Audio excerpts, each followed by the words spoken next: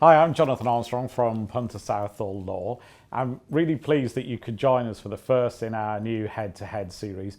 And I'm even more pleased to say that with me is Richard Bistrong, all the way over from America to talk to us. And thanks very much for sparing the time to have this chat. I really do appreciate it. It's a pleasure, Jonathan. It's wonderful to see you again. Well, thanks very much. We've had a number of chats before, and I'm always really interested in your insight. And I guess for the audience's knowledge, for those of you who haven't heard your story before, you were a very successful sales and marketing executive at a global corporation, and then things went a little bit off the rails, maybe more than a little bit, and you were investigated by the UK and the US authorities for some bribes that you'd paid. And as a result, you ended up spending 14 months in a US prison. But then since then, you spent the last 10 years or so going round the world telling people about that experience, about what you learned, and what other companies can do to stop them facing the same issues that your former employers did. And you've clearly a lot to share. Without going through the pain of that, what is that experience like? What was it like at the time, and what have you learned since? Well, thank you, Jonathan, and thank you for correcting yourself on a little off the rails, because I think the federal prison qualifies very off the rails. And look, the cheating is always a choice, right? There are always workable alternatives to success other than circumventing laws and policies. But what I've learned looking back at that experience now, traveling all over the world for a decade, 250 days a year, is that we're all subject to rationalizations and temptations and justifications. And there's a wonderful book called The Behavioral Code that was co-authored by Benjamin Van Roy, who talks about we way overestimate how well we will do when faced with an ethical dilemma, and we way overrate ourselves after we've confronted an ethical dilemma and how well we've done.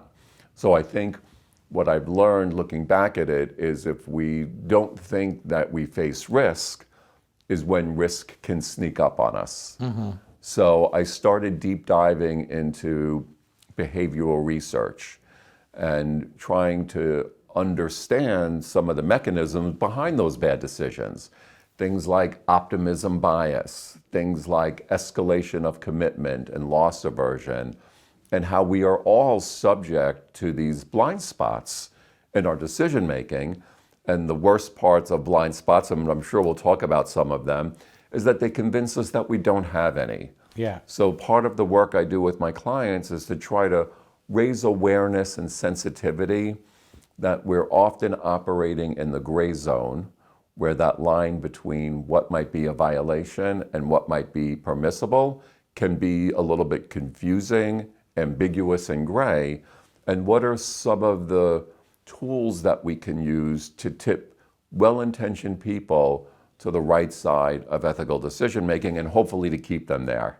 Yes, that's fascinating, isn't it? And my sense is that one of the things that's changed since we last had a chat like this is obviously the pandemic. My sense from some of what I'm seeing is that's had a lasting effect on some behaviours.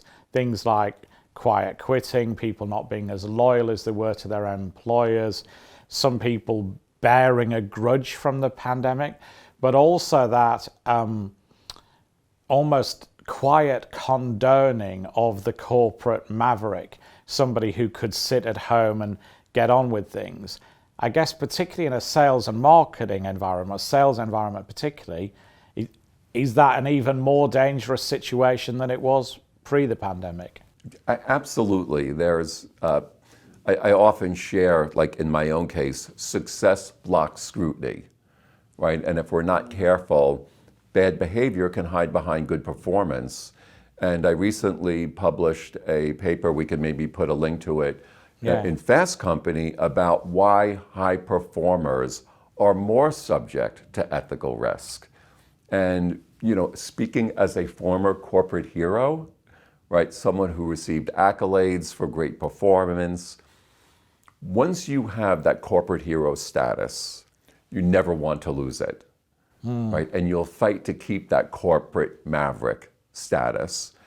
And those in the organization might feel intimidated about questioning someone who is successful.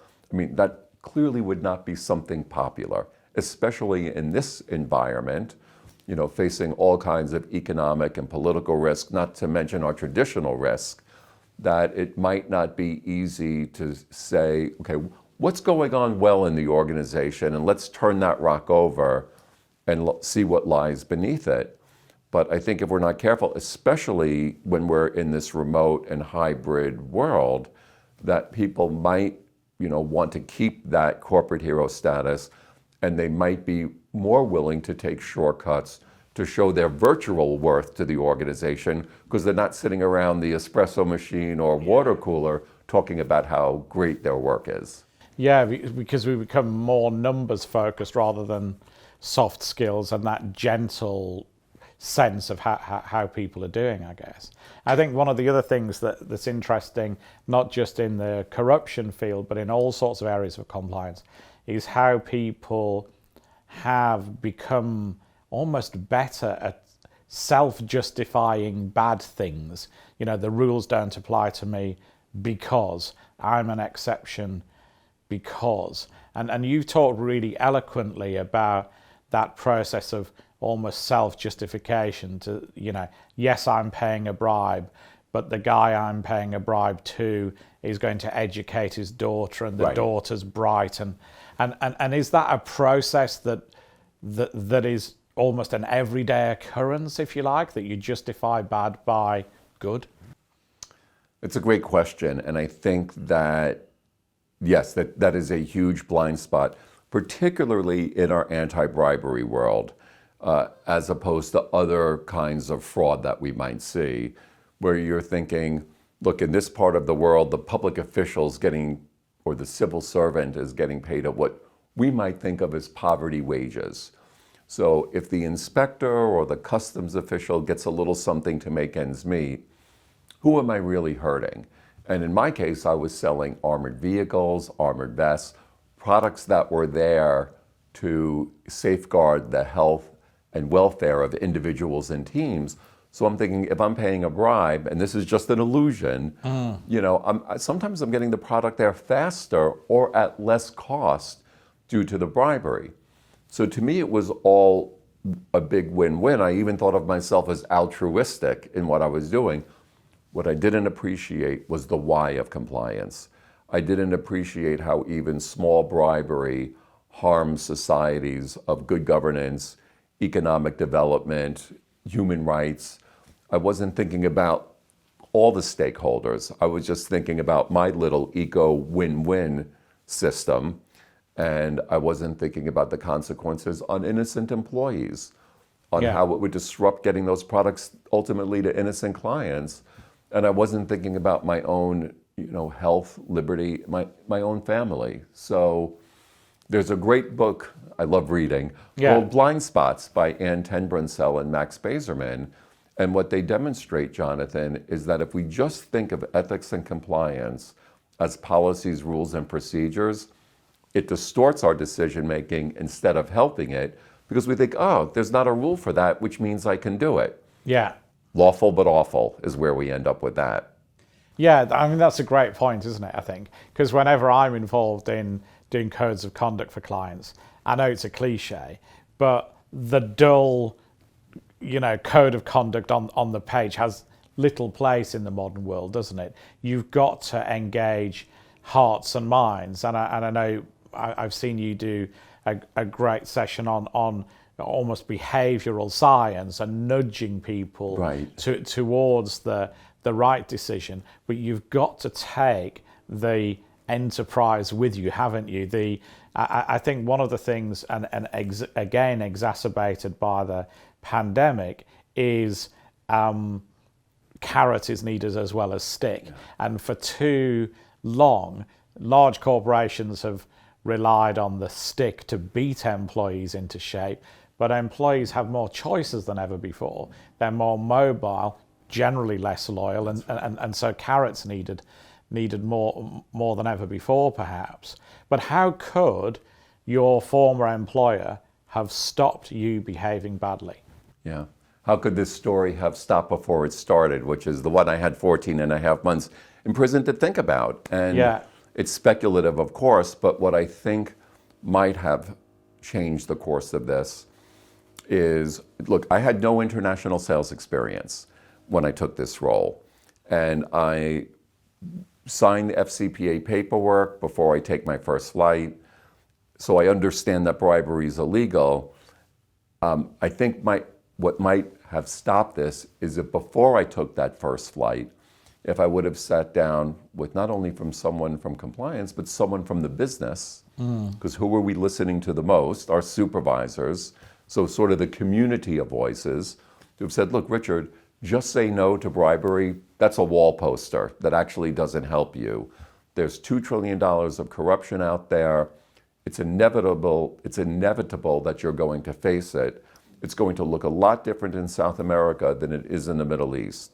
So we want you to understand that we have resources here to support you.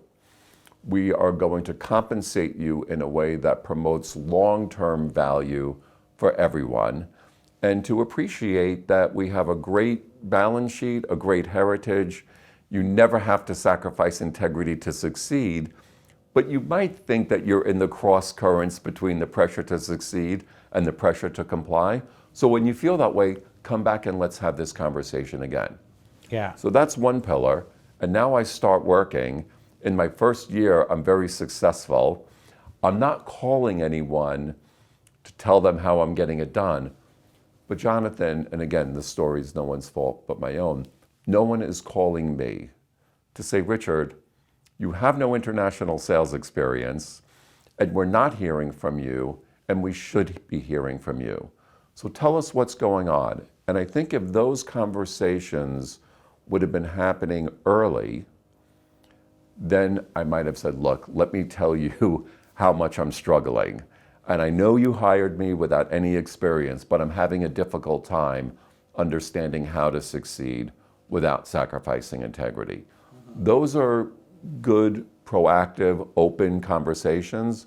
Instead, the sort of cloud that was over my communication with my former employer is what Amy Edmondson in the Fearless organization called dangerous silence, where people at the home office think that no news means good news. Yes, that's fascinating, isn't it? I think that whole conflict between, I can remember one of the strangest logic leaps I ever had was a number of years ago now, dealing with a multinational corporation. And I was in Asia at the time, and I went to see I was asked to go and see the Asian business by a former colleague, the Asian division of a major US multinational. And they'd had a post-dated whistleblower report. And when we spoke to the person making the report, their logic was, most of the communications that I get from corporate are, you must hit your numbers, you must hit your numbers, right. You must hit your numbers. I occasionally hear from corporate to say, if you see wrongdoing, you must report it as soon as possible. So how I square the circle is, the guy who's doing the bad things is the guy on whose shoulders making the numbers falls. He's my best sales guy. Without him, I'm not going to make the numbers. Corporate have told me 10 times I need to make the numbers. They've told me once I need to report incidents as soon as I see them. So if I report the incident, but ask you to investigate him after the quarter's done, everybody's a winner. Right. And it's one of those things where you almost ask the person to go once again more slowly because you don't compute it. But I guess one of the issues that we have, isn't it, is we often look at policies and support through the mind of head office rather than through how it's received by people in the field. And one of the things that I think you're saying is that that dissonance needs to be sorted out. And that speaks to the role of middle-level managers as well. And we'll talk a little bit about the work I've been doing with LRN, but they have a 2024 program effectiveness report. And what it speaks to is the importance of mid-level managers and what they call the leadership disconnect, where leaders that are issuing these numbers and forecasts think that everything's going on just great in the organization, that we have great ethics and integrity and values. When you look at the survey data in the middle of the organization, much less so. And those middle-level managers are the voice of business. They are the tone at the top because that's who your workforce is reporting into. Yeah. And Jonathan, they control the volume of, as you just shared, in your experience, of get the business done, and they also control the volume of how important it is how you get the business done. So if those middle-level managers aren't empowered as ethics and integrity ambassadors, it doesn't matter what kind of tone at the top you have.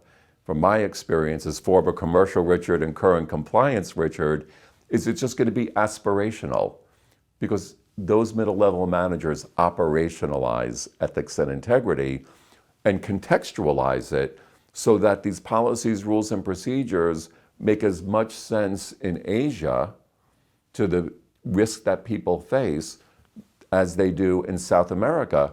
Those risks are different, but if you contextualize and operationalize those policies, then someone's going to say, oh, I understand this. This is exactly what I face. Thank you. Yeah, I think that's a really good thought. And if you hold that thought, I wouldn't mind exploring that and exploring the LRN research in a bit more detail. But I wonder if it's a good idea if we take a short break, if we have a part 2 of the film when we come back and discuss those aspects. We can explore them in a bit more detail. How does that sound? It sounds wonderful, Jonathan. Thank you. So thank you very much for watching part 1. Come back and watch part 2, where Richard and I will delve down more into the LRN report and what really is happening in the world of compliance at the moment.